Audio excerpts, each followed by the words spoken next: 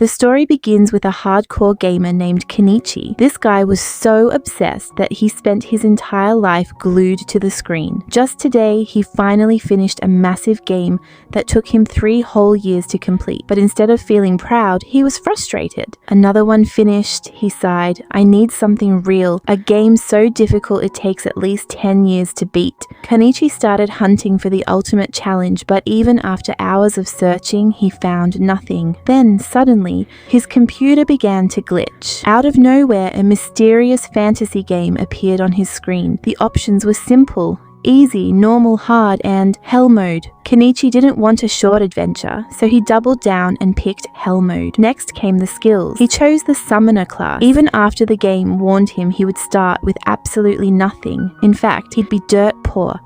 But this only made him happier. Finally, he thought, a real challenge. The moment he hit enter, a blinding light engulfed the room. When the light faded, Kenichi realized he wasn't in his room anymore. He had been reborn into another world. As a tiny newborn baby, confused and lost, he felt a pair of strong arms pick him up. He soon realized his new name was Alan. Even though he was a baby, Alan was actually thrilled. In his previous life, he was a 35-year-old unmarried gamer with no future. This was his second chance. Fast forward 1 year and Alan is now a toddler. His mother, Theresia, is beautiful and kind, while his father, Rodin, is a hardworking 20-year-old. But remember that hell mode he picked? Well, it was starting to bite. His family was extremely poor, living in a struggling border village called Fentire. Life here was brutal.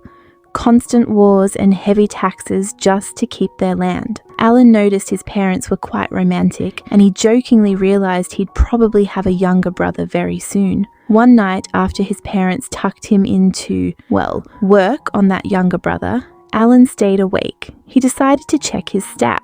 Suddenly, a glowing book appeared before him. He was so excited he accidentally screamed out loud. His parents rushed back in, but Alan was quick. He hid the book and pretended to be fast asleep. They figured he was just talking in his dreams and left. Alan opened the book again. He was currently level 1. On the next page, he found the details of his summoning skill. To grow stronger, he needed skill experience points. The more monsters he summoned, the higher his level would climb. For now, he could only summon rank H creatures, the lowest of the low, like basic insects and beasts. Suddenly, a message from the world's creator popped up in the book. The creator actually apologized. "Sorry for the wait on your grimoire," the message read. "The skill you chose was still in testing, so it took some time to finish." Alan shrugged it off. "No worries. Now that I have the grimoire, let's test it." Using his create skill, he manifested an insect card. He was just about to summon it when his mom walked in again. Back to acting. He realized his 1-year-old body gets tired way too fast. "I'll do the summoning tomorrow," he thought as he drifted off to sleep. In the next scene, we see Alan has grown even more. He's finally learned how to walk, and as his mum leaves the room like always, Alan knows his real journey is about to begin. Taking advantage of this moment, Alan brings out his grimoire and attempts to summon the insect. Suddenly, a brilliant light fills the room and an insect appears. It's a grasshopper. Alan calls it to him, but instead of coming closer, the grasshopper starts wandering off. "It's not listening to me," Alan mutters. He checks the grimoire for answers and sees its stats. He also realizes he can give it a name. He names it Denka. He notices that summoning Denka has actually increased his own stats, which makes him so happy that he shouts out loud. His mother rushes in, hears the noise, and sees a giant grasshopper in the room. Terrified, she immediately stomps on it, turning poor Denka into a pancake. Time passes, and after a lot of practice, Alan summons a mouse. This mouse has a special ability. It can run incredibly fast. This time, he names it Mousy. However, both Denka and Mousy are extremely stubborn and refuse to follow any of Alan's orders. He realizes there are much more powerful monsters in this world, but he can't summon them yet. He also discovers a key mechanic. He can stock up to 10 summon cards for each creature. If he summons the mouse card 10 times, his stats will increase 10 times over. Suddenly, his father, Rodin, arrives, and his clothes are covered in blood. He announces that he has hunted a great boar and asks Alan if he wants to see it. Alan is thrilled because he has never seen a monster before. Rodin carries him on his shoulders and tells him about the Albert birds, which only come out once a year, and that Alan was named after them. When they reach the boar, Alan is shocked. The monster is truly massive. He looks at the details and gathers information, realizing this C-rank monster is incredibly dangerous. Just then, a man named Zerda arrives. When Alan speaks to him, Zerda is stunned that a child so young can already read and write so well. "My daughter is the same age," Zerda says, "and she can't even speak properly yet." Everyone cheers for Rodin for defeating the boar. 10 months pass, and Alan is now 1 year and 10 months old. Both his summoning and create skills have reached level 2. He is overjoyed to find out he can now summon G-rank monsters. He also unlocks a new skill, Fusion, which allows him to combine summons. Plus, his card inventory space has doubled. Alan realizes he can now write anything in his grimoire. He wants to try the fusion skill, but he doesn't have enough mana, MP, yet. He goes to eat, recovers, and heads to his room to sleep, leaving his parents confused as to why he went to bed so early. In the room, he tries to fuse the cards, but fails again due to low MP. He decides to try summoning a beast card instead, but even for that, his mana isn't enough. Alan feels quite sad. Fast forward to when Alan is 3 years old. He finally fuses 2 cards and creates a G-rank card. He summons it and names it Cheppy. Cheppy's ability is voice mimicry, meaning it can imitate anyone's voice. Alan is delighted, thinking of how he can use this to trick his enemies. He then summons more cards, bringing out Hopper and Molly. Hopper has a provoke skill to distract enemies, while Molly can dig deep into the ground to create traps. Alan is proud of his progress. These G-rank monsters are very useful. This game is amazing, he thinks. Everything requires depth and complexity. This is true hardcore gaming. But then he accidentally falls into one of Molly's traps. He realizes he still isn't strong enough to fight monsters directly. It's 3 p.m. and a new problem arrives. Krina, Zerda's daughter, she has come to fight him. Krina attacks immediately, and Alan is shocked by her power and speed. Even with his increased stats, he is losing. With one powerful strike, Krina breaks Alan's sword and defeats him, a new sibling and the future. In the next scene, Alan's parents come to pick him up. We see that Teresia is pregnant. A new brother or sister is coming soon. Teresia tells them it's getting dark and they should head home. Krina leaves for her house and Alan returns with his parents. Alan tells his dad, "I want to help you with the farming. Mum needs rest and I'm big enough now." His parents are happy to hear this, but tell him he's still a child and should just play with Krina for now. Later, his mother mentions she saw him throwing stones at a tree. Alan explains he's trying to get stronger to protect her because of the monsters in the forest. His father picks him up, amazed by his spirit. Alan thinks that he was only throwing stones because he wanted to see if he had any skill other than summoning. His father says that you and Krina are both very powerful, so I cannot wait for your operation ceremony. Alan asks what that actually means. Then Thar explains that when they turn 5 years old, a divine ceremony will be performed. Through that ceremony, their skill will be revealed, and it will show what kind of ability they truly possess. His father then says that if their luck is good, Alan might receive a very strong talent that could help remove their poverty. After some time passes, winter begins. Alan notices that now he can keep his creature summoned for an entire day. Just then, Krina arrives and immediately attacks him. But just like before, she defeats him very easily. Alan's father is also watching all of this. At that moment, Thayer comes there, but she is suffering from severe stomach pain. Seeing this, they immediately realize that the time for the baby to be born has arrived. Then Alan's father tells Krina to go and bring her mother there quickly. Soon her mother arrives and sends all the boys outside. The whole night passes like this and morning finally comes. Then we see that his mother has given birth to a baby boy. That means Aaron's little brother has now come into this world. She then says that they should now choose a name for the child. After thinking for a moment, they decide to name him Mace, and everyone really likes the name. However, this name was also taken from the name of a Moshara. Everyone is very happy and they celebrate together. Aaron then says that his previous life was very miserable. Compared to that, this life is much better. He really likes this world, and in this new world he has only one goal, which is to give his family a good life and make them rich as well.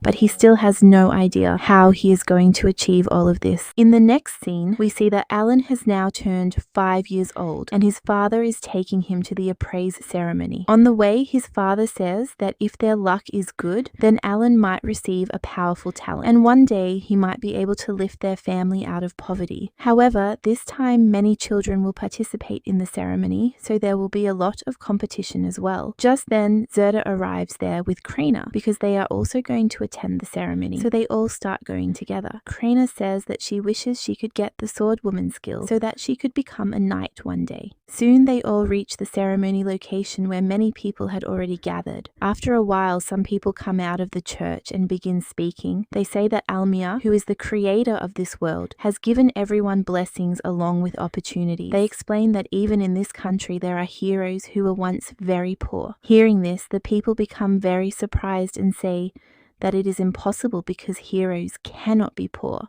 Then they explain that Cleus, who later became a saint, was once very poor, and Dors, who became a swordmaster, was also poor in the beginning. After hearing this, Alan starts thinking that when he was coming into this world, he had been given the option to choose skills, but he did not choose them at that time because he only wanted to create his summons. Soon everyone enters the church, and there Alan sees the statue of Almia, the creator of this world, who had once apologized to him. The ceremony begins, and first, the village chief comes forward. His name is Debussy, and his son's name is Pelumas. The priest tells him that he must place his hand on the crystal, and if he has any talent, then it will appear on the crystal. He places his hand on the crystal, and his status appears in front of everyone. Seeing it, Alan says that this status looks exactly like the one he sees in his grimoire. The priest announces that he has the talent to become a merchant. Hearing this, his father becomes very happy. Meanwhile, Alan secretly takes out his grimoire because no one except him can see it. He reads a little about the ceremony. Then another child comes to check his skill, but he does not have any talent. After that, another child places his hand on the crystal, and the priest announces that he is an ex-user. Hearing this, the boy becomes very happy, and Alan is also shocked because that child's attack power is A rank, something Alan had never seen before.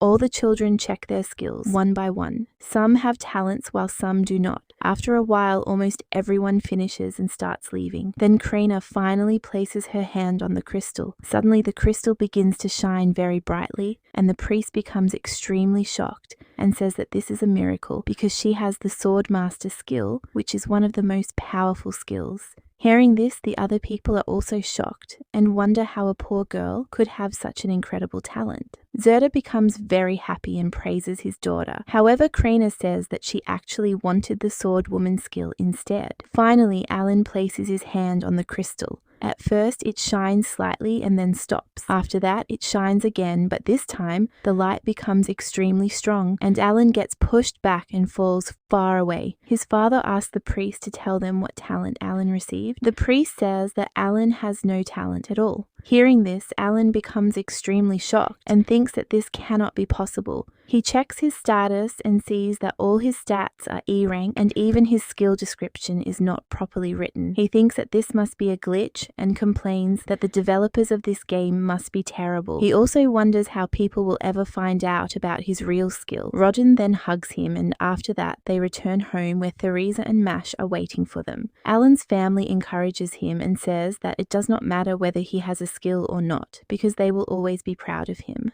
At the same time, Alan thinks that his family is so poor that they do not even have a proper tub to bathe in. But even then, he feels very happy because his family is very kind and loving. In the next scene, Alan is in his room thinking about everything. He realizes that all his attributes are E rank because he is the only person in this game who is playing in hell mode. That means he will have to work 100 times harder than normal people. He says that if a normal person were in his place, they would have already given up, but he will not give up because he is a hardcore gamer who spent his entire previous life playing games. He also thinks that the skills he saw earlier might have been a glitch, and now it is time for him to send many messages to the creator.